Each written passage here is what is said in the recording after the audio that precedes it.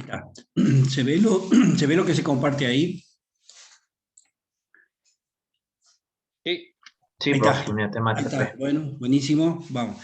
Entonces, nuestra unidad temática 3 es instrumentos pasivos para medición de tensión, corriente y resistencia. Este, esta unidad temática a partir de esta unidad temática empezamos a tratar ya los instrumentos según la clasificación que habíamos realizado, bueno, en la clase pasada. Entonces vamos a ver ahora los instrumentos de imán permanente y bobina móvil, como primer instrumento. Es decir, nosotros habíamos hecho una clasificación de instrumentos cuando vimos en la unidad temática 2, o habíamos hecho, más bien, habíamos hablado respecto de distintos criterios de clasificación, y uno de ellos, el que vimos al último precisamente, o que listábamos al último, era según el principio de funcionamiento. Y ahí hablamos de esto dentro de los instrumentos analógicos. El primero que listamos era instrumentos de imán permanente y bobina móvil.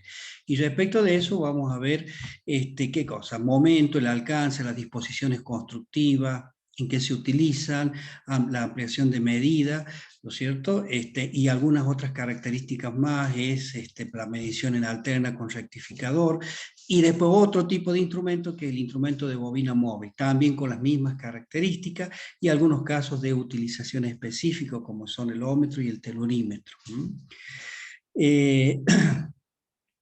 Dentro de eso, ahí, ¿recuerdan? Este sería una copia de la diapositiva que vimos. En las formas de clasificarlo a los instrumentos, hablamos de tipo de excitación, magnitud, la construcción y el uso, la exactitud, qué señal es la que utilizan, la expresión del resultado, el principio de funcionamiento. Este último es el que utilizamos para, desde este capítulo y en adelante, hasta por lo menos el capítulo 10, vamos a ver uno a uno cada uno de los distintos instrumentos que se usan en las mediciones eléctricas, ¿no es cierto? Y que van a estar, es muy probable, al alcance de ustedes, y en el futuro, tanto ahora en lo que es el desarrollo de la materia, y en un futuro, cuando ustedes se desempeñen ya como profesionales, con la posibilidad de utilizarlo en la medición o en la experimentación que realicen en sus trabajos, en sus desarrollos ya como profesionales. Bueno, según el principio de funcionamiento, fíjense, habíamos hablado de los magnetoeléctricos, electromagnéticos, electrodinámicos, de inducción, de vibración, los térmicos y los electrostáticos. Entonces nosotros vamos a tomar el primero de ellos, los magnetoeléctricos.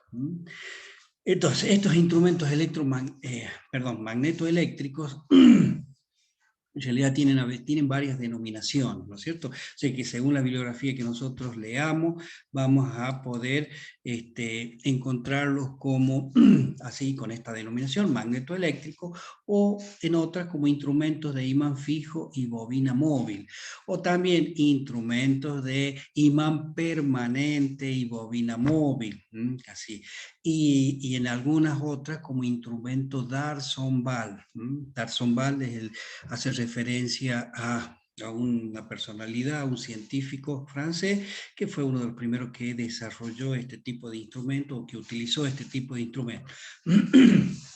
En homenaje a él, bueno, entonces quedó plasmado el nombre en este tipo de instrumento. Entonces, cualquiera de esas denominaciones las van a encontrar cuando leamos en relación a ello. Bueno, el instrumento, digamos, el clásico instrumento consta de, y como su nombre lo indica, por eso la denominación, de un imán permanente, un imán que tiene un entrehierro. En ese entrehierro, interiormente a ese entrehierro, nosotros vamos a encontrar una bobina. Acá en este caso estaría representado por esa especie de carretel que tenemos dibujado ahí. Si bien acá está en perspectiva, tiene una conformación así casi rectangular, cuadrado o rectangular.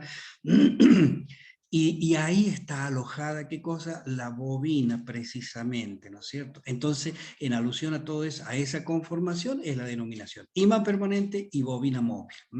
o imán fijo y bobina móvil. Bueno, lógicamente la construcción incluye también, y eso es una parte muy importante, ¿no es cierto?, dentro de ese carretel, una especie de tambor cilíndrico, como lo que vemos ahí, y un eje un eje centrado en relación a ese tambor y a ese carretel, y dentro de ese eje, conectado a ese eje mecánicamente, la aguja indicadora, que es lo que estamos señalando. Esa aguja indicadora es la que va a reflejar una determinada posición que nosotros la vamos a contrastar o comparar con la escala, y a partir de ahí vamos a hacer la medición, ¿no es cierto? ¿Qué otra cosa más vemos acá?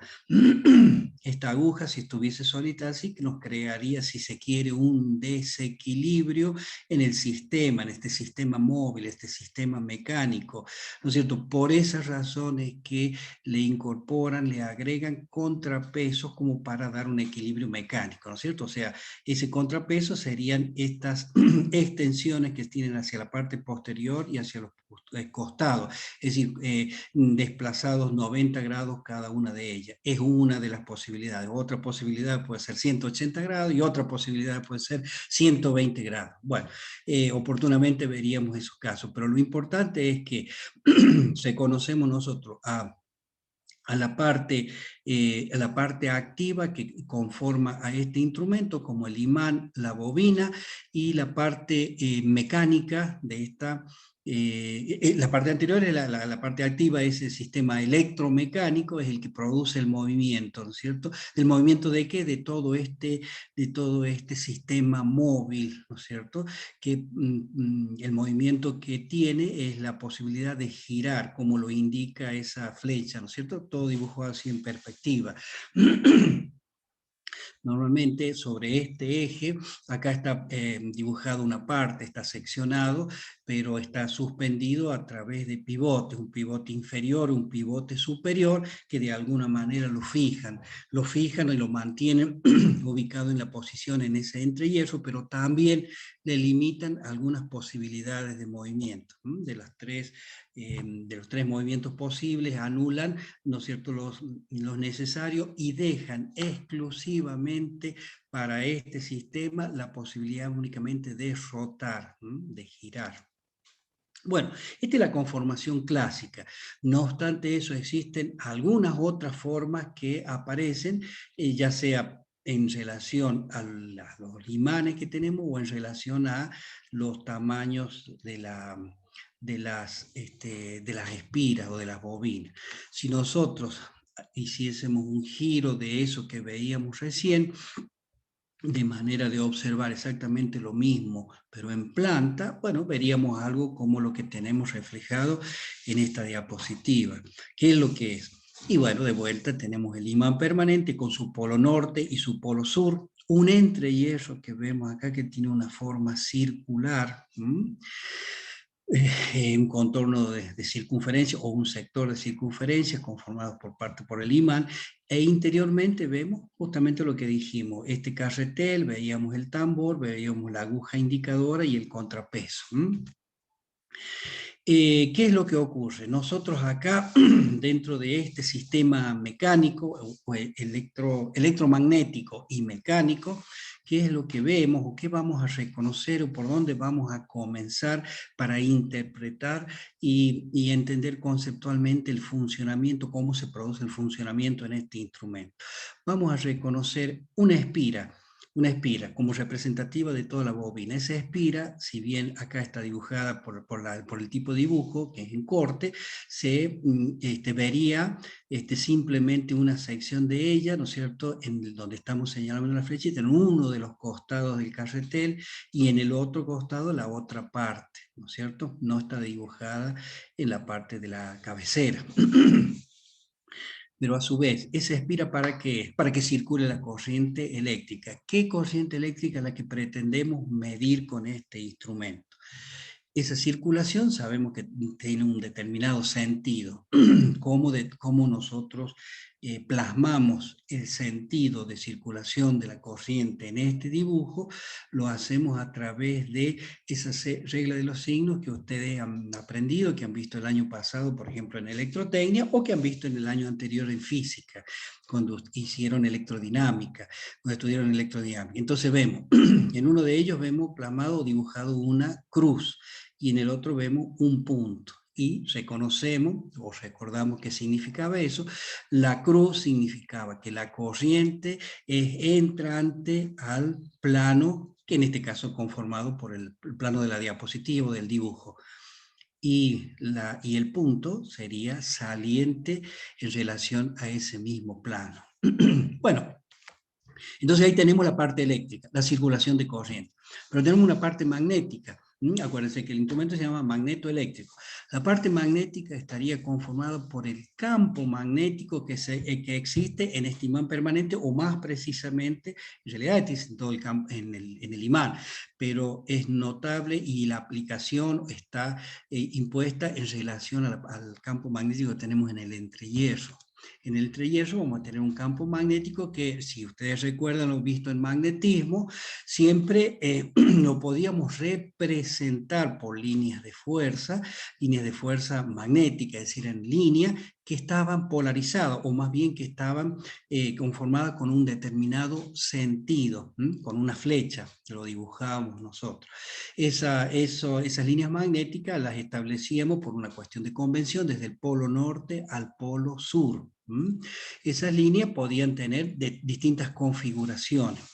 La más común es la configuración rectilínea, ¿sí? Como un conjunto de líneas paralelas. Acá, en este caso, y en función de cómo es el entrehierro, que es en forma circular, entonces como salen líneas perpendiculares a la pared de donde son emitidas, entonces en un principio son perpendiculares, pero después empiezan a tomar una conformación circular, como un arco circular, e ingresan también perpendicular, como vemos, al plano del entrehierro, desde el polo norte al polo sur. Si analizamos cada una de ellas, vamos a ver que la situación es de esa forma. Fíjense, en el medio correspondería a una línea totalmente rectilínea, desde el polo norte al polo sur. Bueno, ¿qué es lo que es eso? Ese es el campo magnético, que en realidad lo representamos por su inducción, por la inducción magnética. ¿Se acuerdan el parámetro B, que era la inducción de un campo magnético? La inducción magnética. Bueno, entonces hasta el momento, ¿qué tenemos? Tenemos la corriente, que la podríamos llamar genéricamente I. Tenemos la inducción magnética, que la denominamos y la simbolizamos con B, y la llamamos, la representamos por la letra B. Entonces tenemos, pero después también vamos a tener otro parámetro eléctrico que va a intervenir. Imaginemos que nuestra bobina tiene una determinada dimensión, ¿no es cierto? Que en este caso no la alcanzamos a ver porque está representada en forma perpendicular al plano del dibujo, que sería la altura de la espira, ¿no es cierto? Y para ir a eso, como para tener una representación mejor, fíjense, vamos a ir, perdón, acá, quería ir a esta diapositiva. A esta diapositiva que tenemos acá. La que veíamos recién era esta. Si nosotros hacemos un traslado, por lo menos en los conocimientos, recurrimos a un dibujo que era un clásico, ¿no es cierto?, de las literaturas de la parte de magnetismo, a donde tenemos exactamente lo mismo que vimos recién, que es lo que el imán permanente con el entrehierro, que en este caso, fíjense la diferencia, es un corte recto, tiene la parte entre los imanes, ¿no es cierto? Entre los imanes. En cambio acá teníamos una parte, el entrehierro teníamos una parte curva, o sea, en arco de circunferencia. Bueno, la situación se da lo mismo, tenemos la inducción, tenemos el campo magnético, la inducción magnética, tenemos el conductor por donde circula nuestra corriente eléctrica, ¿no es cierto? Y acá sí, para eso trasladamos a esta figura, vemos que de todo ese conductor, parte, ¿no es cierto?, es afectado por ese campo magnético, no todo el conductor, sino parte de ese conductor.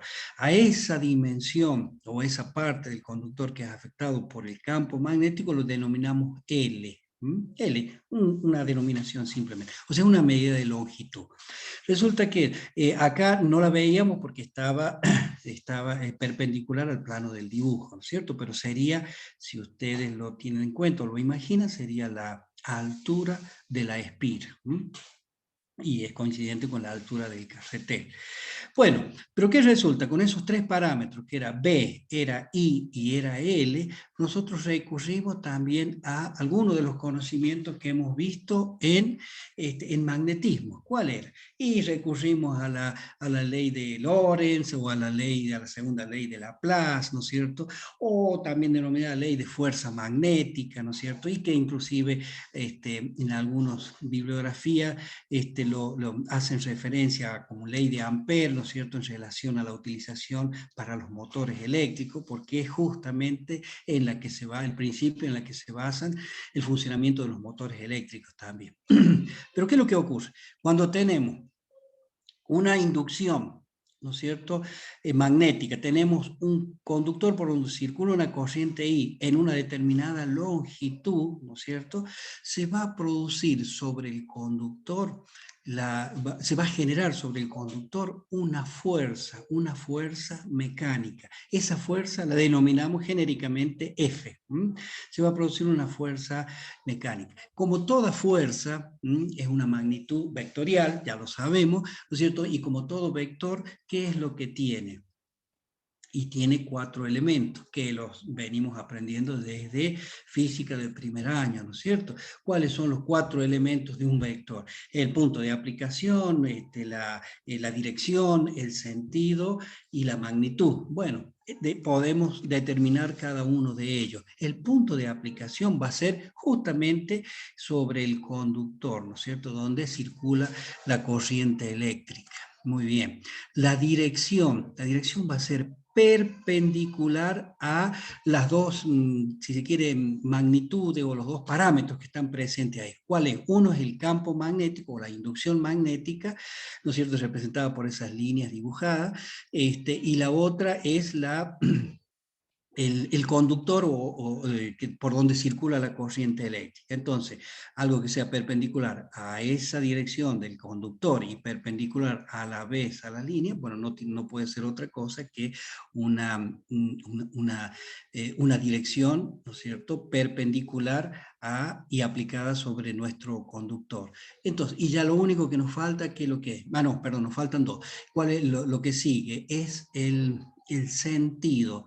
El sentido va a estar dado por también algo que hemos estudiado oportunamente, que manejaba las condiciones sobre los sistemas de las fuerzas magnéticas, y era la regla de la mano izquierda o regla de la mano derecha. Y ahí sí decimos, bueno, pero ¿cuál es al fin, la izquierda o la derecha? En realidad, de acuerdo a las bibliografías o de acuerdo al orden de los dedos que se dé, porque se hacía una relación entre los dedos de la mano, izquierda o derecha, y con estas magnitudes. Y en función de eso se determina el sentido de la fuerza. Ustedes, como lo hayan visto en magnetismo, en electromagnetismo, así considérenlo, así apliquen, así utilicen la distribución de los dedos de la mano y van a ver que el sentido va a tener, o en este caso, o ascendente o descendente, no sé, hacia arriba o hacia abajo. Y el último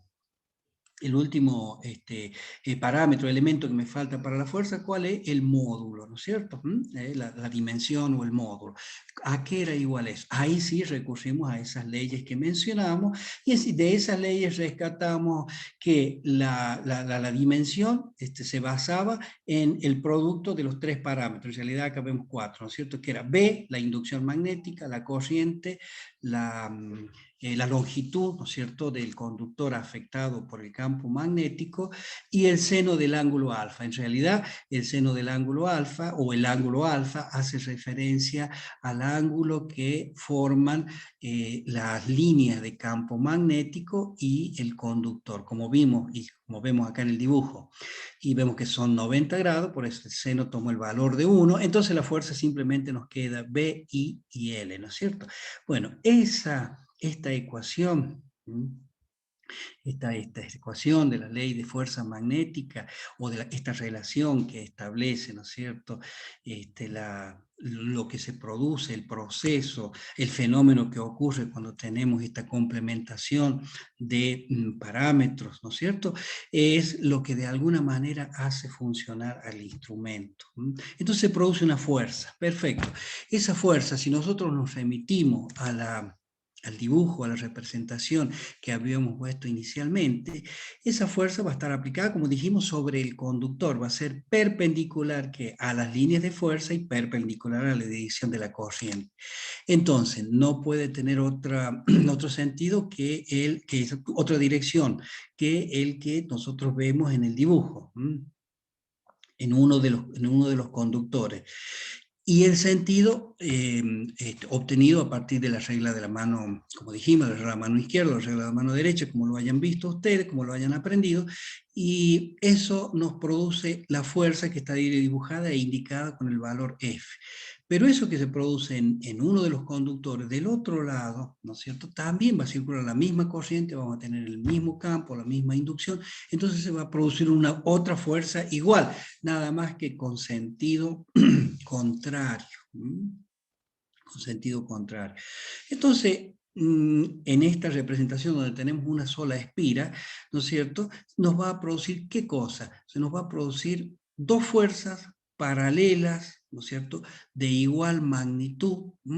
Entonces, ¿eso qué es lo que nos crea? Nos crea lo que normalmente conocemos de física, también de física 1, una cupla. Nos crea una cupla. ¿Qué es lo que produce una cupla? Una cupla produce un giro, o sea, inmediatamente eso se transforma en un movimiento de giro, ¿no es cierto? ¿Cómo nosotros caracterizamos una cupla, o más bien cómo valorizamos a una cupla? ¿Cómo establecemos el valor de una cupla? Decimos grande, pequeña, mediana, a través de la dimensión o a través de un parámetro que es el momento de esa cupla. Perfecto. Y inclusive sabemos que el momento, ¿no es cierto?, de una cupla era el producto de una de las fuerzas por la distancia de separación entre ambas, ¿no es cierto? Lo único que sí consideramos acá, que ese conocimiento ya lo vamos a retomar en una próxima diapositiva. Hasta ahora, lo que nos tiene que quedar en claro es que cuando confluyen esos tres parámetros, o más precisamente porque dos de ellos ya están incorporados con la concepción del instrumento. ¿Cuál es? El campo magnético, porque es producido por el imán permanente, que está de existencia permanente, y la dimensión, ¿no es cierto?, el alto de la espira. Eso ya, cuando está conformado el instrumento o la espira, ya está establecido. Lo único que se incorpora al instrumento para producir, en definitiva, lo que hace este instrumento es la corriente eléctrica, ¿no es cierto? Se le incorpora la corriente eléctrica, ¿y qué es lo que hace el instrumento? Cuando eso ocurre, produce un giro, en el sentido que vemos o que estaría indicado en la flecha para este caso. Y digo para este caso, ¿por qué? Porque si nosotros invertimos, supongamos, la dirección de la corriente, lo hacemos al revés, las flechas o los vectores representativos de la fuerza se van a invertir, la cupla va a ser en sentido contrario, por lo tanto el giro va a ser también en sentido contrario, ¿no es cierto? Bueno, en definitiva, esa es la parte conceptual, o eso es lo que tenemos que entender, cómo se produce el movimiento en un instrumento de este tipo. Lo único que deberíamos agregar ahora es que nosotros hicimos representativo esto por una cuestión de entendimiento y de representación gráfica, hemos dibujado simplemente una sola espira y estaba representado por eso, por el puntito y por la cruz, ¿no es cierto? En realidad, estos bobinados tienen más de una espira. Podríamos decir en forma genérica, tienen n espiras. Por esa razón, finalmente, podemos decir que la fuerza, entonces sobre cada una de ellas se va a aplicar una fuerza. Entonces va a haber una sumatoria de fuerza que en definitiva lo podemos transformar por la expresión algebraica de B, I, L y N. O sea, le agregamos el N, donde ese N nos va a representar la influencia que tiene el hecho de que tenemos N espira en lugar de una sola, ¿no es cierto? Lo que sí quería un poco, y ahí volvemos un momentito, vemos que los imanes pueden tener diferentes formas. Nosotros habíamos visto ahí en ese el entrehierro con un sector circular, pero simplemente vemos acá que puede tener una forma prismática, con expansiones polares, ya con las formas precisas. Eso por una cuestión tecnológica o de construcción, ¿no es cierto? O de facilidad de construcción. Y ahí sí vemos interiormente en ese entrehierro, ahí vemos toda la parte móvil, vemos la aguja y vemos la escala. O pueden tener otras formas, fíjense, ¿no? Que son muy curiosas. Hay diferentes formas. Por ejemplo, en este caso, el imán puede tener conformaciones así curvas o arcos de curvas, ¿no es cierto? Es decir, eso va a depender del tipo de instrumento, las características que se quieran lograr sobre él y, bueno, y la que adoptó el fabricante para producir ese imán permanente. Pero de todo, fíjense, acá tenemos otra, acá tenemos casi como una herradura o algo parecido, ¿no es cierto? A la forma del imán, y vemos que tiene esas expansiones polares para darle la forma circular al entrehierro. Pero, en definitiva, siempre se cae sobre lo mismo y el principio de funcionamiento estaría manifestado en las condiciones que nosotros vamos a tener en ese entrehierro. Otras partes que tiene este instrumento y que son muy notables y reconocibles, ¿no es cierto? Como para poder estar seguro de este tipo de que es este tipo de instrumento cuando podemos observar alguno de ellos. Bueno, como dijimos, el carretel, acá no vemos dibujado ni la espira ni vemos dibujado el tambor. Vemos dibujado simplemente el carretel que va a contener a la bobina, a todas las espiras que conforman la bobina. Vemos que tiene una dimensión B, tiene una dimensión A, o sea, un ancho y un alto. La que interviene correctamente en la determinación de la fuerza mecánica es esta dimensión B. No lo es la A. La A, o sea, la parte de las cabeceras, la parte superior o inferior. En realidad, al estar en un campo magnético sí se ven afectadas, pero su efecto es contrarrestado por digamos, por nosotros dijimos de que a través del eje y con sus pivotes, ¿no es cierto?, le quitamos ciertos movimientos a este elemento, a este cuadro móvil o a este espira o a este carretel. Bueno, justamente ese quite, ¿no es cierto?, de ciertos estados de movimiento, justamente están proporcionados y no de manera que la parte de las cabeceras, la parte superior y inferior, no influyen en la producción de la fuerza. Sí influyen los laterales. Por esa razón, en algunas bibliografías lo van a encontrar como son las partes, lo denominan como partes activas de la espira, a la dimensión B en este caso, según este dibujo, ¿no es cierto? Pero ¿qué más vamos a reconocer? Ya dijimos que tenemos un eje. Sobre este eje vemos la aguja con sus correspondientes contrapesos para el equilibrio mecánico, y ahí sí vamos a una parte muy importante que es ese dibujo espiralado. En realidad es un resorte en espiral o un muelle en espiral, ¿no es cierto? Ese resorte que tenemos uno superior y uno inferior. ¿Qué es lo que nos aportan o para qué están? Por dos condiciones. Una de ellas, muy importante, que es porque a través de ella se hace ingresar la corriente a las bobinas, a través de ese resorte, perdón. De ese resorte se incorpora la corriente a las bobinas, o sea, por uno se incorpora, se tenemos la circulación en el bobinado y por el otro saldría, ¿no es cierto?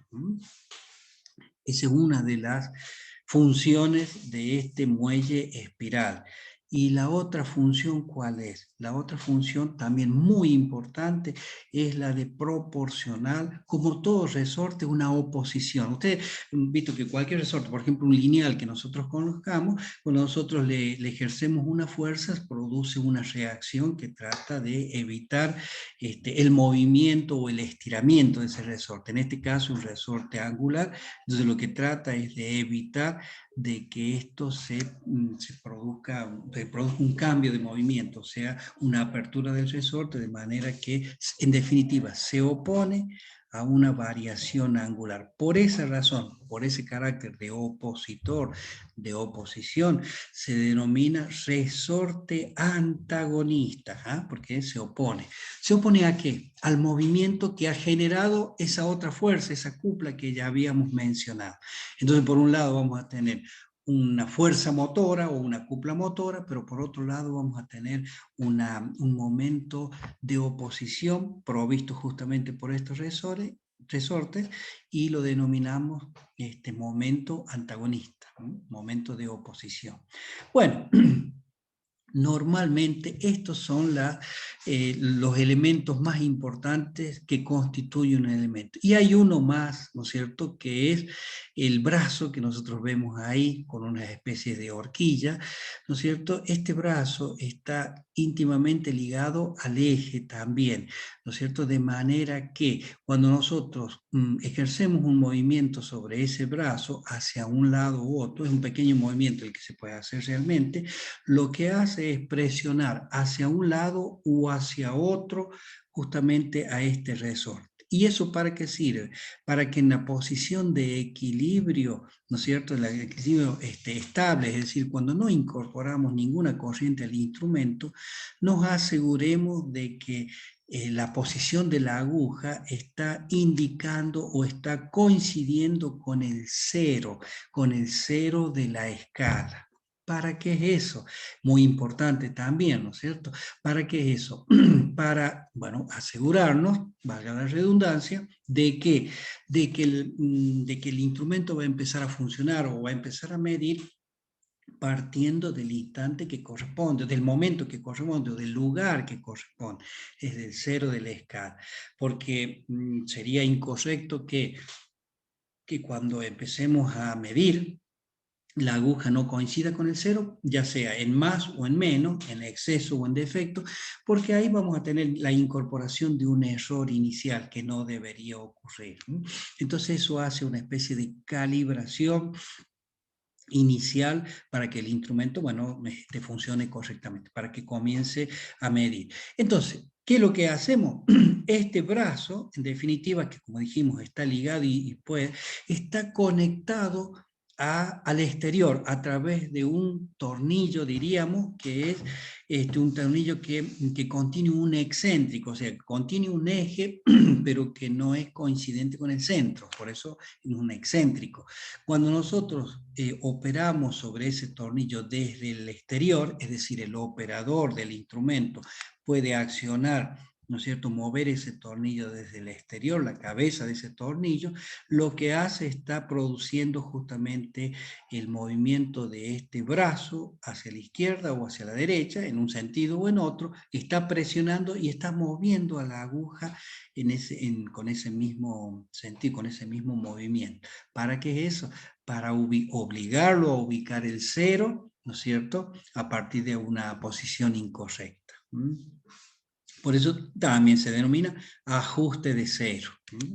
Bueno, eso es lo que prácticamente vamos a encontrar. Y esto que en este tipo de instrumentos, ¿no?, pero se puede generalizar y en gran mayoría de los instrumentos vamos a encontrar sistemas parecidos. O sea, los sistemas mecánicos asociados al instrumento van a ser muy, muy parecidos en casi todos los instrumentos. La diferencia a veces va a estar en la parte que produce o que afecta al cuadro móvil o la forma en que es construido ese cuadro móvil. Ahí van a estar las diferencias. O sea que con nosotros viendo y aprendiendo y reconociendo todos estos elementos en este tipo de instrumentos es muy fácil después de reconocerlos y adoptarlos en los otros tipos de instrumentos, es decir, de otros principios de funcionamiento. Pero bueno, nosotros vamos a volver sobre el que nosotros teníamos. Recordamos, a ver, volvemos un poquito, que teníamos nosotros nuestra bobina, ¿no es cierto?, en el entrehierro circular, ahí teníamos sobre el eje la aguja y tenemos nuestro imán permanente. Bueno, dijimos que, ¿por qué se produce el movimiento? En definitiva, porque al circular la corriente eléctrica se produce el efecto o ese proceso o ese fenómeno que estaba mencionado, declarado, ¿no es cierto?, detallado en la ley de fuerza magnética o las dos leyes que hemos mencionado, Lorentz o Laplace, ¿no es cierto?, y se producía la fuerza, con ello la cupla y con ello el momento, o sea, un giro. En definitiva, cuando hay corriente, hay un giro, en este sentido, ¿no es cierto? Bueno, ese sería el entendimiento conceptual de que que debemos tener de este instrumento. Pero nosotros podemos reforzar eso, podemos mejorar todavía eso y hasta podíamos, por una cuestión de un tratamiento valorativo, o sea, de valores, podemos hasta justificar con un procedimiento matemático que nos permita calcular cada una de ellas. Si bien no es lo que vamos a hacer normalmente, pero sí lo vamos a detallar o mencionar porque esto nos va a llegar a, nos va a remitir o nos va a permitir obtener la ley de funcionamiento de este tipo de instrumento, que es muy importante para sacar una serie de conclusiones. En base a eso, entonces, lo que vamos a analizar es el momento motor y el momento antagonista. Las dos cosas ya hemos conversado. El momento motor, ¿quién lo producía? La generación de esa cupla, o sea, esas dos fuerzas paralelas y de sentido contrario. Producen el momento motor. Y el momento antagonista, ¿quién lo producía? Los resortes, eso que nosotros teníamos colocado en la parte superior y en la parte inferior, resortes en espiral. Entonces, nosotros decimos que un momento, ¿a qué es lo que es igual a un momento? Siempre un momento es igual al producto de una fuerza por una distancia, ¿no es cierto? ¿Qué fuerza es la que nosotros tenemos? F. ¿Qué distancia tenemos en el establecimiento de esta cupla? Ahí tenemos la distancia que nosotros, es decir, que separa estas dos fuerzas y que acá la denomina por una cuestión de, bueno, denominación podría haber sido cualquiera, 2R lo llamo, como si fuera dos veces el radio de este tambor o de ese cilindro o el tamaño de ese carretel, 2R. Muy bien, entonces el momento que como es momento motor, que produce el movimiento, lo llamamos M, con su índice M también, y va a ser igual a la fuerza. ¿A qué dirá la fuerza? Era B, I, L y N, dijimos. Y en este caso multiplicado por la separación de las distancias de la fuerza, 2R. Entonces todo esto produce el momento motor, que lo podemos caracterizar por una cuestión de variables, ¿no es cierto? En este caso, como el producto de la corriente, porque esto es en definitiva lo que a nosotros como que más nos interesa, o es lo que hace, o es lo que produce el movimiento, la corriente. Por supuesto, en concatenación con todo lo demás, ¿no es cierto? Que ya es todo geométrico y magnético. B es el campo magnético, L es la altura de la bobina, N es el número de espiras, y 2R podría ser el diámetro o la distancia de separación, ¿no es cierto? Entonces podemos decir que es una constante porque una vez que esté construido todo un instrumento de este tipo, todo eso se transforma en una constante, ya no cambia, y lo único que va a cambiar es la corriente, ¿no es cierto? Entonces, una constante multiplicado por la corriente. Eso es el momento, pero dijimos que cuando se inicia el movimiento, empieza es decir, cuando todo el cuadro móvil comienza a desplazarse a un determinado ángulo, empieza a moverse con una dirección así, con un sentido de rotación, ¿no es cierto? ¿Qué es lo que pasa? Empieza a presionar, desde el mismo eje se empieza a ejercer una presión, ¿a quién? Al resorte, a los resortes antagónicos, en realidad son dos, a los resortes antagónicos. ¿Y qué es lo que esos resortes tratan de dar o proponen una oposición? Esa oposición estaría manifestada, ¿no es cierto?, por un momento también, un momento que le llamamos momento antagónico. ¿A qué es igual eso? es igual a una constante antagónica y a un ángulo alfa. Es decir, que es una función, como vemos, una función lineal, ¿no es cierto?, que estaría dependiendo del ángulo con la que nosotros estamos presionando o afectando al muelle en espiral. Cuanto más ángulo lo giramos, más lo presionamos, más fuerza nos va a oponer, fuerza de giro. Y esta constante antagónica va a depender de la construcción de ese resorte, de ese muelle espiral. Concretamente, ¿de qué depende? Depende de la sección, o sea, del diámetro de la sección, en definitiva, del alambre con el que ha sido construido ese resorte, pero también depende del material con el que ha sido construido. Y así podemos, digamos, como una cuestión muy común, podríamos decir de que si el alambre es más fino, el resorte va a ser más blandito. Si el alambre es más grueso, sin duda el resorte va a ser mucho más duro. Y cuando utilizamos esas palabras comunes, decimos lo que estamos diciendo, y tenemos con un sentido lógico que cuanto más grueso sea el alambre con el que hemos construido el material, más difícil va a ser poderlo hacer cambiar de posición a ese resorte. E inclusive cuando el alambre, por ejemplo, tenga más cantidad de carbono, o sea, más acerado, diríamos, va a ser un poco más duro y más difícil a su vez de hacer cambiar de posición. Entonces, caracterizamos a esta constante antagónica por su sección y por el tipo de material con el que ha sido construido. Bien, ¿qué es lo que pasa? Comienza el momento motor cuando le aplicamos la corriente eléctrica, pero y que se define ese momento en función de la ecuación que ya habíamos planteado o de los parámetros que habíamos planteado. Pero cuando eso ocurre, comienza el ángulo a producir un desplazamiento, a tener un valor cada vez mayor, ¿no es cierto?, en función de la dimensión de ese momento motor, pero empieza a crecer también la oposición al resorte, o la oposición que proporciona el resorte, y empieza a crecer esta cupla. Va a llegar un momento que la cupla o el momento antagónico se va a igualar o va a alcanzar el valor del momento motor. Va a ir creciendo al principio linealmente, hasta encontrar su igualdad. Matemáticamente lo expresamos por esta igualdad. El momento motor va a ser igual al momento antagónico. Hacemos el cambio, ¿no es cierto?, o la expresión en función de las variables que hemos definido antes, y a partir de ahí despejamos el ángulo alfa. Ahora, ¿por qué despejamos el ángulo alfa y no despejamos cualquier otro de los parámetros? Porque en realidad el ángulo alfa es lo que nos interesa, o es lo que interesa de un instrumento, es el resultado que va a producir este instrumento. Porque ¿qué es lo que queremos del instrumento? Un instrumento así analógico de aguja. ¿Qué es lo que queremos? Queremos que este instrumento, a partir de una posición inicial, mueva su aguja y nos indique el valor de la corriente. Esa indicación, ¿cómo lo va a hacer? Ya dijimos, o ya sabemos, o lo entendemos, que es a través de la posición de la aguja comparada con la escala. Pero, ¿cómo se ha producido el movimiento? ¿No es cierto? Se ha producido por una traslación desde un punto inicial hasta un punto final. ¿Qué es lo que ha ocurrido? Ha producido esa aguja un desplazamiento angular, o sea, ha barrido un ángulo, ¿no es cierto? Ese ángulo es el ángulo alfa, o sea, ese es el resultado de todo esto. Entonces, la causa, ¿cuál es? La incorporación de una corriente, que la llamamos I.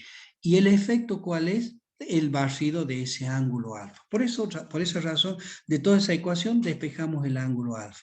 El ángulo alfa, en definitiva, va a ser igual al producto de todos estos parámetros que tenemos. Si nosotros hacemos el equilibrio, ¿no es cierto?, dinámico, ¿no es cierto?, de las dos expresiones, ¿no es cierto?, y despejamos el valor del ángulo alfa, nos va a quedar que es 2BNLR, ya hemos mencionado lo que es cada uno de ellos, y dividido en la constante antagónica del resorte, y multiplicando por el ángulo I. Lo importante podría ser que conceptualmente ahora entendamos esto, que el ángulo que se va a desplazar, que puede ser pequeño, puede ser más grande, mediano, puede ser muy grande, va a depender de qué cosa. Primero, de una constante, que es constructiva, ¿no es cierto? Y en segundo lugar, y eso sí es lo que interesa a esto como instrumento, depende de la corriente que le hemos incorporado al instrumento. Entonces el ángulo alfa va a depender del instrumento y de la corriente. Podríamos decir, cuando ya tenemos un instrumento determinado, llegar a una expresión final, que es decir, que el ángulo alfa va a depender linealmente de la corriente que le hemos incorporado a ese instrumento, ¿no es cierto?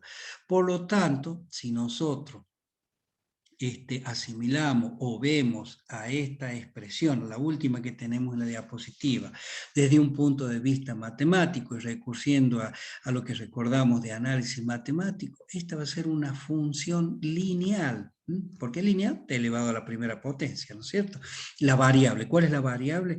I, que I sería la variable independiente y alfa sería la variable dependiente. Si recurrimos a lo que, a cómo lo manifestábamos en análisis matemático 1, cuando decíamos y la ordenada y x la abscisa, por ejemplo, ya en base a eso hacíamos representaciones gráficas. Esto sería una función lineal. ¿Qué es lo que nos proporciona una función lineal? Una representación gráfica de una recta, podría ser, ¿no es cierto? De una recta. Entonces vemos que el movimiento de la aguja va a depender de acá dice una constante del aparato, o sea que es una constante definida por parámetros físicos o constructivos o dimensionales, ¿no es cierto?, del aparato, y va a depender directamente de la corriente que le incorporemos, ¿no es cierto? Entonces, eso es lo que eso es lo que sustenta lo anterior. Entonces, el movimiento que nosotros habíamos visto que se produce en este instrumento, se va a producir con una expresión tal como esta, ¿no es cierto?, como la que vemos acá, ¿no es cierto?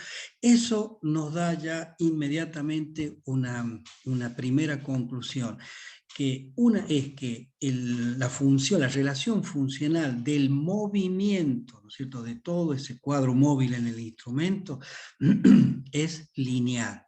Eso implica que la escala también va a ser lineal.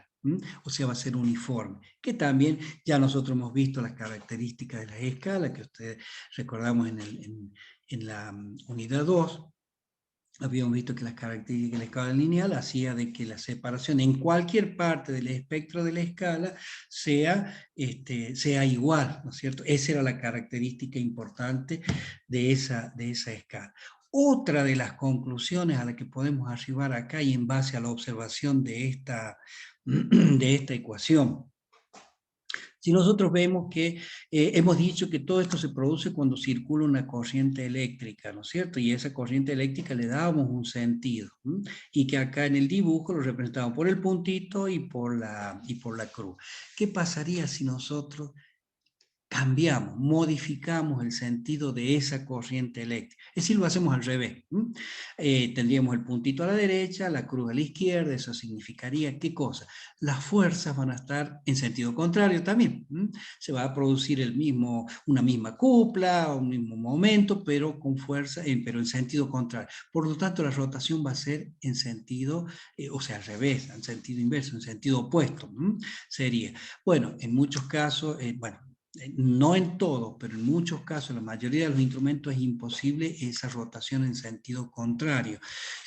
Por lo tanto, el mismo instrumento limita esa posibilidad, ¿cierto? Bueno, en esos casos, por esas razones que nosotros decimos que la medición con un instrumento de este tipo es para una corriente unidireccional, o sea que tengan un sentido de la dirección, ¿cierto? Muy común es encontrar la expresión que dice, este instrumento mide corriente continua. ¿Por qué? Porque la corriente continua en realidad debería ser constante, un valor, o por lo menos no alternativo, no tiene alternancia, es decir, tiene un solo sentido, por eso lo decía unidireccional a la corriente, ¿no es cierto? Si nosotros le incorporamos una corriente en distintos sentidos, ¿qué es lo que va a pasar? Fíjense, si acá nosotros matemáticamente le ponemos un signo menos a la corriente, que sería lo opuesto, ¿qué es lo que va a pasar? El ángulo también va a ser menos, el resultado va a ser menos alfa. ¿Qué quiere decir? el giro va a ser en sentido contrario. Entonces, este instrumento está previsto para que funcione con corriente continua, diríamos en forma como una expresión muy común. En realidad debería ser con corrientes en una sola dirección, unidireccionales, ¿no es cierto? Si cambiamos el sentido, el instrumento no puede girar, la mayoría, ¿no es cierto? La mayoría no puede girar, no porque no lo puede hacer en sentido contrario, porque a veces hasta mecánicamente tiene sistemas de oposición para ese giro en sentido contrario. Entonces, una, función lineal, escala lineal y corriente continua o corrientes unidireccionales. Esos son los elementos. Ahora fíjense, la sensibilidad, ¿no es cierto?, de este aparato. La sensibilidad de este aparato, ¿qué es lo que era? Ya lo habíamos definido sensibilidad anteriormente y decíamos que era la variación angular en sentido dividido en la corriente. ¿Qué quiere decir eso? Quiere decir, ¿no es cierto?, de que es el resultado que se obtiene en relación a lo que se aplica a la causa que lo ha producido, ¿no es cierto? Entonces la sensibilidad estaría establecida por esta relación, que en definitiva para nosotros es 2BLR N y CA. Bueno, estos parámetros ya los hemos explicado. Entonces la sensibilidad del instrumento va a depender de qué cosa, de las características magnéticas, de las características dimensionales, que son estas tres, e inversamente proporcional a la constante antagónica. Entonces, si yo pongo un resorte más blando, voy a tener mayor sensibilidad, pero eso puede serme contraproducente en cuanto a las oscilaciones que se pueden producir. Y justamente esas oscilaciones, ¿qué me producen? Me producen justamente una variación, ¿no es cierto?, de la posición, en el establecimiento de la posición de la aguja, o mejor dicho, podemos decir que tarda un determinado tiempo en establecerse el valor fijo de la corriente medida. Pero felizmente este instrumento tiene un amortiguamiento prácticamente, diríamos, como que automático, por sí mismo produce la anulación de ese amortiguamiento o reducir el tiempo de oscilación. Y eso lo hace en base a las corrientes de Foucault, que ustedes también la han estudiado en física, ¿no es cierto? Y que se retoman después cuando nosotros vemos máquinas eléctricas, o cuando ustedes estudian máquinas eléctricas, se retoma este concepto y vemos que son corrientes producidas en partes metálicas por la variación de los campos magnéticos. Se producen estas corrientes. ¿Qué es lo que producen esas corrientes? Producen calentamiento, ¿no es cierto? Especialmente en las máquinas eléctricas se trata de evitar esto. Bueno, en este caso, esas corrientes de Foucault producen justamente una situación de ayuda. ¿De ayuda a qué? Porque se opone a la variación que lo está produciendo, en este caso esa variación, esa oscilación. Y esa oscilación, entonces, debido a esa corriente y a esa oposición, se van a amortiguar en un determinado lapso de tiempo, ¿no es cierto? Que lo que se pretende es que ese amortiguamiento sea lo más rápido posible. Que en definitiva una especie de frenado a esas oscilaciones, ¿no es cierto? Bueno, felizmente decimos que el instrumento no hay que agregarle ningún elemento adicional para producir el amortiguamiento. Lo hace por sí solo a través de las corrientes de Foucault que se desarrollan en ese tambor que vimos. Ahí se producen esas corrientes de Foucault y ayudan al instrumento con el amortiguamiento en las oscilaciones, en las posibles oscilaciones en su posición final. Bueno, la escala, ¿cómo dijimos que era la escala? Una escala lineal. Por lo tanto, tiene una representación, esto ya lo habíamos visto en escala, ¿qué es lo que nos quiere decir eso? Que llevado a la vista del instrumento o de la escala más precisamente, vemos que tiene una apertura similar entre todas las marcaciones, ya sea al comienzo, a la mitad o al final. ¿Eso por qué? Por la característica de la ecuación que define su movimiento, que era una ecuación como esta, que dijimos que es una ecuación lineal o una función uniforme, ¿no es cierto? Cuya representación gráfica, si lo llevamos a matemática, es una recta. Y ya lo habíamos explicado anteriormente. ¿Cuáles son las características que nosotros podemos ver o podemos mencionar de este instrumento? Como importante para, lógicamente, para su uso, ¿no es cierto? En primer lugar, de que es un instrumento muy importante y que presenta una gran exactitud en la medición, ¿no es cierto? Nos vimos que teníamos una escala, o vimos que teníamos una escala ahí, esa escala lineal, tiene una gran precisión porque es muy fácil de poder hacer interpolaciones en la intermedia, y esas interpolaciones, ¿no es cierto?, son muy comunes, o son, perdón, muy fáciles de hacer, y son similares en cualquier parte o espectro de la escala. Por lo tanto, tiene precisión adecuada. Entonces, eso es una de las características más importantes del instrumento. De buena calidad, por su exactitud, y muy importante por la precisión que se puede determinar en relación a él, porque podemos inclusive hasta, la sensibilidad es bastante amplia, por lo tanto la precisión va a ser muy buena.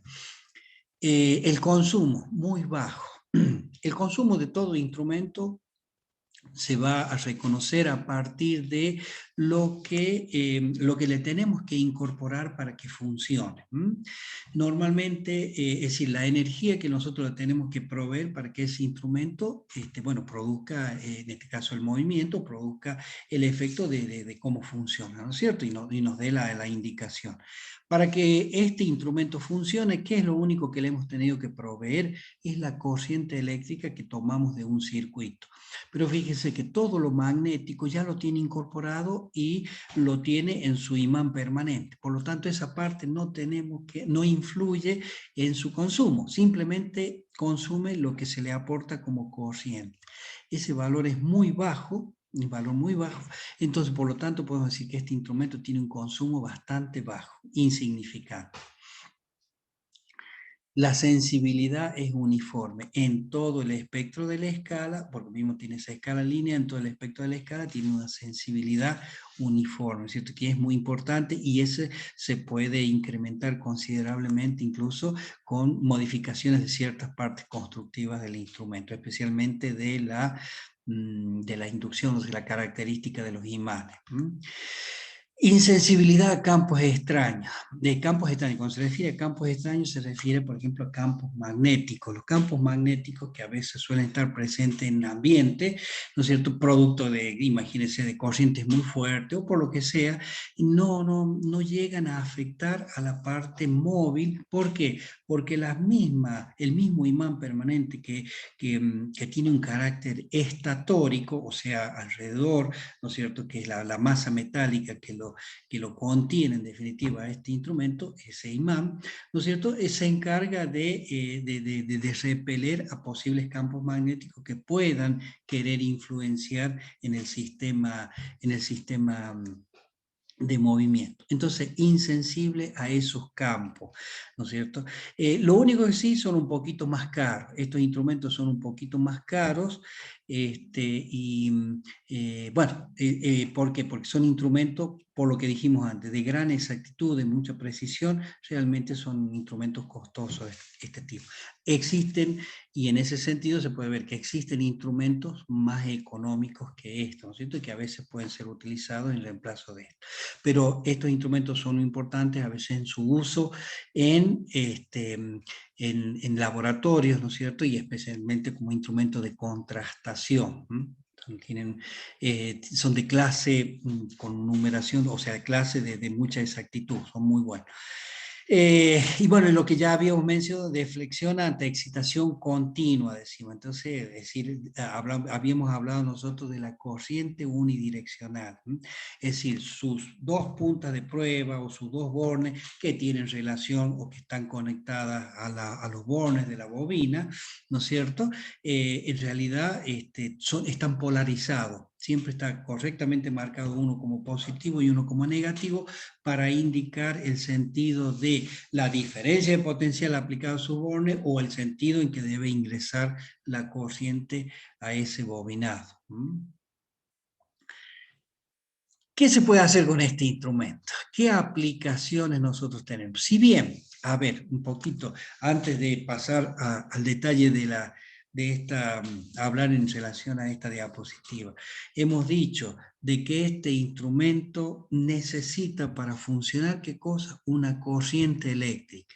Ante eso, podríamos ya caracterizar definitivamente este instrumento como un amperímetro, o más bien como un instrumento, ¿no es cierto?, amperométrico.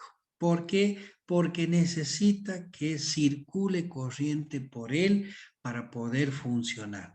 Pero no quiere decir eso que únicamente se pueda desempeñar como amperímetro. No, nosotros podemos utilizar todas las cualidades de este instrumento, que ya de por sí es un amperímetro o tiene un carácter amperométrico, pero transformarlo para hacer mediciones de otros tipos de parámetros. Concretamente, bueno, amperímetro por lógica, ¿no es cierto?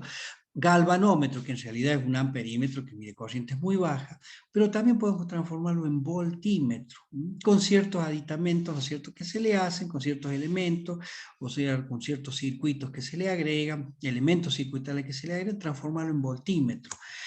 O podemos transformarlo en un ómetro o ohmímetro, ¿no es cierto? También con con la incorporación de ciertos elementos circuitales eléctricos y lo transformamos en otro. O sea, fíjense que puede ser utilizado como galvanómetro, como amperímetro, como voltímetro o como ohmímetro, como aplicaciones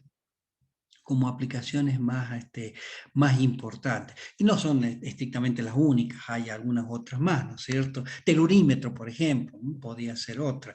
Y así, con unas derivaciones, con unas construcciones especiales, hasta puede ser en un Míger, en un megómetro. Bueno, pero como aplicaciones importantes y más importantes para este instrumento es galvanómetro, amperímetro, voltímetro y ómetro, ¿no es cierto? ¿Qué es lo que es cada uno de ellos? Bueno, el amperímetro ya reconocemos incluso como ya una situación con un sentido común, que es lo que nos mide la corriente eléctrica. ¿Y cómo se conformaría este instrumento, este amperímetro? Con este instrumento de imán permanente y bobina móvil, ¿no es cierto? Y lo importante es que cuando nosotros tenemos un amperímetro, siempre vamos a tener la necesidad de hacer una conexión en serie. A este amperímetro lo tenemos que conectar en serie. Eso es algo que nos tiene que conceptualmente quedar muy arraigado, muy pegado como concepto, ¿no es cierto?, en medidas eléctricas. El amperímetro se conecta en serie con el circuito a donde queremos medir la corriente, por lógica. Es decir, tenemos que interrumpir el circuito, conectar el instrumento y ahí de vuelta cerrar con la aplicación del instrumento en el circuito, ¿no es cierto? Resulta que cuando nosotros hacemos, y eso ya es una cuestión que también la hemos conversado oportunamente, cuando incorporamos un instrumento a un circuito, ¿qué es lo que ocurre?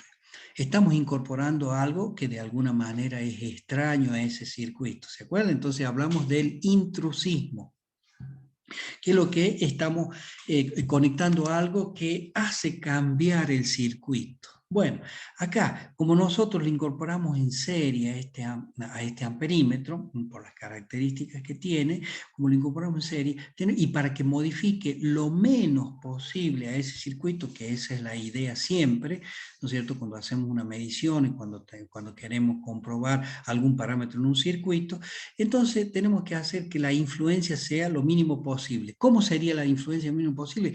Que la resistencia que va a haber o la impedancia que va a haber el circuito y que va a hacer cambiar el circuito sea lo menor posible, lo menor posible. ¿Para qué? Justamente para provocar el menor intrusismo, para provocar el menor cambio en el circuito. Entonces, por esa razón, su resistencia interna debe ser lo más baja posible, despreciable, decimos acá, ¿no es cierto? Lo ideal sería que tenga resistencia cero, ¿no es cierto? Pero como ya sabemos, este instrumento está construido por una bobinita, entre otras cosas, tiene esa bobina, una bobina por más características especiales que tenga, y nunca va a tener resistencia cero, tiene un valor de resistencia. Entonces, ese valor de resistencia cero se pretende que sea, esa resistencia interna, perdón, se pretende que sea lo menor posible. Por eso decimos resistencia despreciable. Entonces, estas dos condiciones hay que recordarlas siempre, siempre tenerlas en cuenta. Casi como la ley de Ohm, casi como la ley de Kirchhoff, que ustedes de una forma u otra se la acuerdan, ¿no es cierto? Las recuerdan. Entonces, esta para mediciones eléctricas siempre tiene que estar en mente, no nos podemos olvidar nunca de eso. Bueno, la suspensión a pivot, como ya dijimos, los ejes, ¿no es cierto?, de este instrumento están un pivot superior, un pivot inferior. ¿Y cuál es la característica de un pivot? ¿Qué es lo que hace? Un pivot lo que trata es de suspender, o sea, de mantener en una determinada posición a todo ese sistema móvil a través de actuar sobre el eje, ¿no es cierto? Como se produce un movimiento de todo el cuadro móvil, ese movimiento está aplicado a esa suspensión o a ese pivot, ¿no es cierto? Entonces se producen ahí rozamientos. Lo que se pretende es que esos rozamientos, que en definitiva producen pérdidas y pueden producir, bueno, en su medida relacional, ¿no es cierto?, calentamiento, pero bueno, producen pérdidas, ¿no es cierto?, y eso se traduce en error en el instrumento. Entonces se pretende que esa sea lo mínimo posible, por lo tanto esos pivots se busca que sean especiales. Normalmente a veces se recurre a pivotes de tipo de relojería, como se hacen de materiales especiales de mucha dureza, ¿no es cierto?, y como son, por ejemplo, el zafiro, zafiro, el diamante, esos elementos que realmente son piedras preciosas, que en realidad que se utilizan en algunos mecanismos de relojería, por lo menos las relojerías mecánicas que existían en su antigüedad, como este es un movimiento mecánico, entonces eso es lo que provee menor rozamiento y por eso también a veces encarece un poco los costos de este tipo de instrumentos. Esmeralda, zafiro. Bueno, con este tipo de instrumentos nosotros, y porque vimos la delicadeza que tiene la bobina, que tenemos que tiene un determinado número de espiras, y que tiene que tener imagínense usted, para producir ese menor rozamiento, un tamaño pequeño para tener pequeño peso también, ¿no es cierto? Y producir, es decir, todo, hay una serie de condiciones envueltas ahí que hacen de que se trate de que el tamaño de todo el cuadro móvil sea lo más pequeño posible, ¿no es cierto? Por lo tanto, eso hace a un sistema eléctrico, en conjunto la bobina, que va a ser muy delicado. Justamente esa delicadeza va a pasar por dos, uno por el peso y la otra por el tipo, digamos, la cuantía de la corriente que puede circular por esa bobina, ¿no es cierto?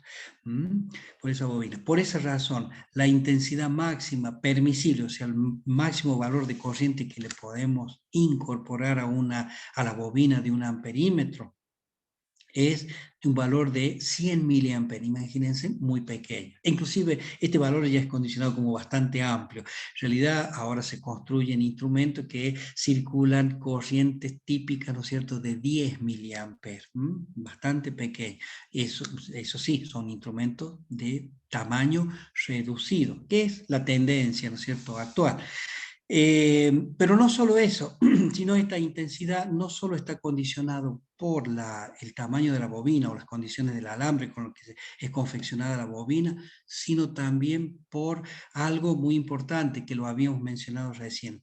¿Por dónde dijimos que pasaba la corriente? Además del bobinado, pasa por los muelles en espiral. Entonces esos muelles en espiral también están construidos con alambre muy, muy finito. A veces casi imperceptible a la vista, lo tenemos que mirar con lupa por lo general, ¿no? Y eso hace de que sean elementos muy delicados, que si nosotros le conectamos o hacemos pasar por ellos corriente fuerte, lo que va a hacer, podemos producir un daño, ¿no es cierto?, por una cuestión o sea, daños irreversibles y que ya van a transformar y van a entorpecer el funcionamiento de este instrumento. Por lo tanto, entonces, tanto por la bobina como por los muelles en espiral, las corrientes están limitadas a valores muy pequeños. Acá damos uno como ejemplo. Bueno, eso hace a la construcción de este tipo de instrumento, cuyo principio de funcionamiento es el de instrumento de imán permanente y bobina móvil, para ser utilizado como amperímetro. Algo similar es con galvanómetro, con característica mucho más exigente en cuanto a la delicadeza. ¿Qué es lo que es un galvanómetro? Es un instrumento, es un amperímetro que mide corriente extremadamente pequeña, muy pequeña, del orden de los microamperes. Ese es un galvanómetro. Por lo tanto, es una construcción similar a la anterior, con ese tipo de funcionamiento, se conecta en serie, resistencia despreciable, igual que la anterior. Sí, nada más que fíjense en que el momento antagónico ya no lo produce por lo general un muelle en espiral, sino un hilo tensado que trabaja la torsión. Una cuestión muy delicada. Las intensidades máximas permisibles, fíjense en a dónde hemos llegado, ¿cierto? Corrientes valoradas en el orden de los microamperes. Y a veces justamente para hacer que los sistemas sean lo más liviano posible, ya el giro de todo escuadro lo establece, se lo transmite a través de un espejo, ¿no es cierto?, a donde incide un rayo de luz. Entonces, para no tener ni siquiera el peso de la aguja, ¿no es cierto?, que ya de por sí es muy pequeño, lo aplican a un rayo de luz en un espejo que al rotar conjuntamente con el sistema móvil proyectan el haz de luz en una escala así transparente, ¿no es cierto? Y por supuesto, como toda escala, con las marcaciones y el cifrado que corresponde. Bueno, ¿qué quiere decir con todo esto? Que este instrumento, el galvanómetro, está previsto, que es un amperímetro en definitiva, o un microamperímetro, previsto para medir corrientes muy pequeñas. Por eso la delicadeza en su construcción. No son elementos muy comunes o instrumentos muy comunes, pero sí sirven en laboratorios de extrema necesidad, ¿no es cierto?, para medir corrientes pequeñas. Podemos transformar al instrumento como voltímetro y hacer que funcione como voltímetro. Aún, y repito lo que dije antes, siendo un instrumento amperométrico. ¿Por qué era la característica de amperométrico? Porque necesita para funcionar una corriente eléctrica. Aún así, yo lo puedo transformar en un voltímetro, con ciertas condiciones que ya las vamos a ver oportunamente, ¿no es cierto?, tal vez en la clase que viene. Pero también se construye con este tipo de instrumentos, cuyo principio de funcionamiento responde a imán permanente y bobina móvil, con la diferencia que acá, y fíjese, esto ya es la primera en relación al amperímetro. Se conecta en paralelo. Un voltímetro siempre se conecta en paralelo a donde yo quiero medir, o sea, en los puntos donde yo quiero medir la diferencia de potencial. ¿Para qué es un voltímetro? Para medir la tensión. En realidad, la diferencia de potencial entre dos puntos. Eso es lo que quiero medir con un voltímetro. La denominación obedece, ¿no es cierto?, a la unidad de diferencia de potencial, al volt. Se conecta en paralelo, o sea, en los dos puntos donde se quiere medir. Esa es una conexión en paralelo, y en ese caso, contrariamente a lo que pasaba, lo que se pretende es que por ese paralelo, para un menor consumo de energía, para una menor influencia en el circuito, se pretende de que su resistencia sea lo más elevada posible. Con eso, al tener una resistencia elevada, ¿qué es lo que logro? Tener menor corriente e influenciar lo menos posible en el circuito. El intrusismo, en correspondencia con el intrusismo que debemos evitar en ese circuito. Lo ideal que hubiese sido, y que la resistencia sea infinita, ¿no es cierto? No se puede, porque si nosotros tenemos resistencia infinita, tenemos circuito abierto. Al tener circuito abierto no hay circulación de corriente. Pero sabemos que en este instrumento, si no tiene circulación de corriente, no funciona. Por lo tanto, está bien, no nos vamos al extremo, pero sí nos vamos al mayor valor posible en cuanto a su resistencia interna. Por eso decimos que la resistencia interna de un voltímetro es lo más elevada posible. También la suspensión a pivot, igual que en el amperímetro. Y fíjense en las diferencias de potencial que se pueden medir como máximo, o el valor máximo permisible, que no le va a hacer daño, es del orden de los 100 milivoltios. En realidad, y con las tecnologías nuevas, y con las construcciones nuevas, y con la minimización, estos valores ya están disminuyendo. Va a tener incluso valores típicos de 10 milivoltios. de 10 milivoltios para que funcione este voltímetro. Y si superamos eso puede haber inconvenientes, ¿no es cierto? Bueno, estas son las características de este instrumento, de este principio de funcionamiento y las aplicaciones que nosotros le vamos a dar, ¿no es cierto? O posibles a darle a este instrumento y que son las que nosotros encontramos en realidad. Fíjense que lo que habíamos dicho, y ahí nos volvemos un par de diapositivas, fíjense que el amperímetro puede medir como máximo, pongámosle estos valores, 100 miliamperes.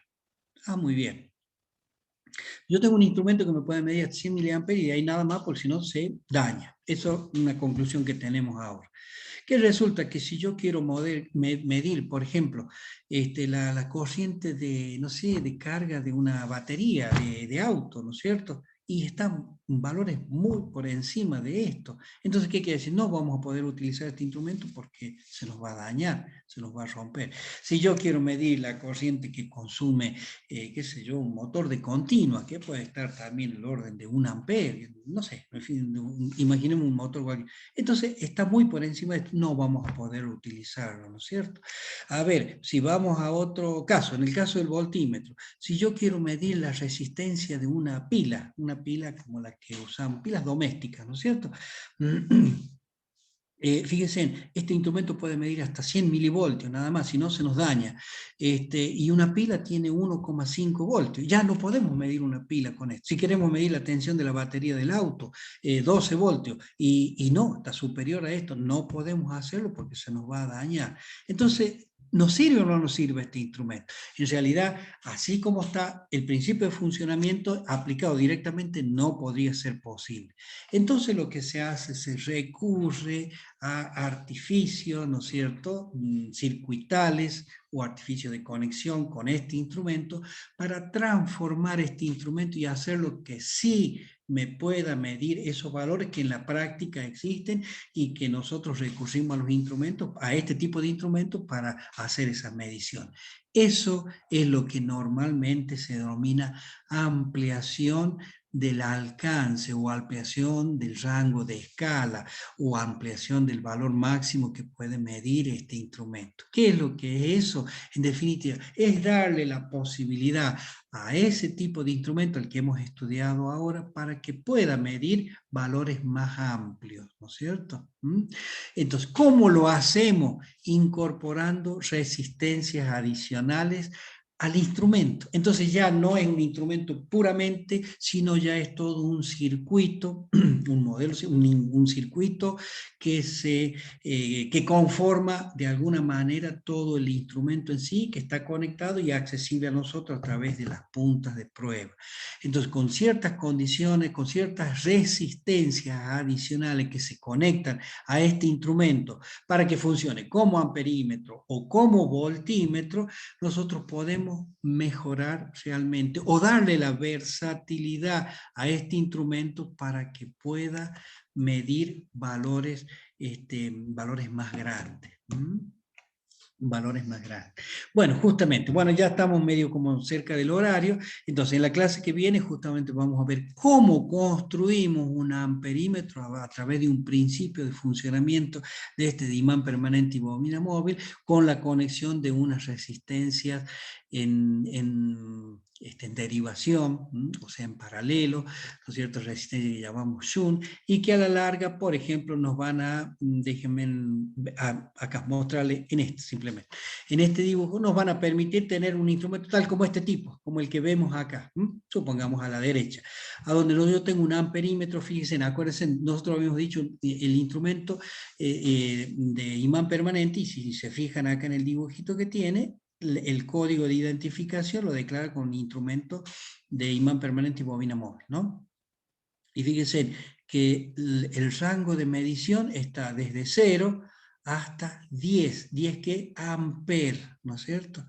Epa, ¿y cómo conseguimos eso? Justamente incorporándole unas resistencias adicionales, ¿no es cierto? Y nos van a permitir, nos van a dar esa posibilidad, ¿no es cierto? Bueno, un poco eso es lo que nos va a quedar pendiente para la clase que viene, ¿no es cierto? Vamos a tratar entonces ese tema, ampliación de alcance, es decir, cómo construimos un instrumento usable para los valores que normalmente están son común tenerlos en una vivienda, tenerlos en una industria, tener en cualquier lugar, y que nuestros instrumentos tienen que posibilitar la medición de esos valores, ya sea como amperímetro o como voltímetro, es decir, de tensión o de corriente.